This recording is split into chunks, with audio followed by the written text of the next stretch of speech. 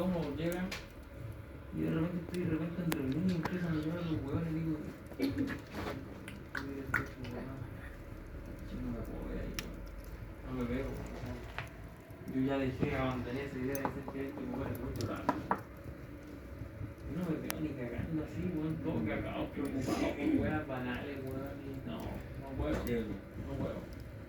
Si yo le dije a la tía, si de aquí a fin de año yo no renuncio, no me echan o no encuentro otra pega, no sé, bueno, sí, igual, nos vamos a ir a por lado, no sé, y vamos a ver, pero todo de nuevo. Mucho más difícil. Sí. Pero la otra vez la tía me decía que para 6 meses, weón, de seguro cesantía, vos me vas a hacer lo mismo, weón. Ya, pero mira, te pongo el ejemplo, yo también soy así, y eso es claro, con hijos mucho más, ¿cómo no sé? Que tengo un hijo que no tiene ni uno, para mí. Igual te digo, que yo esta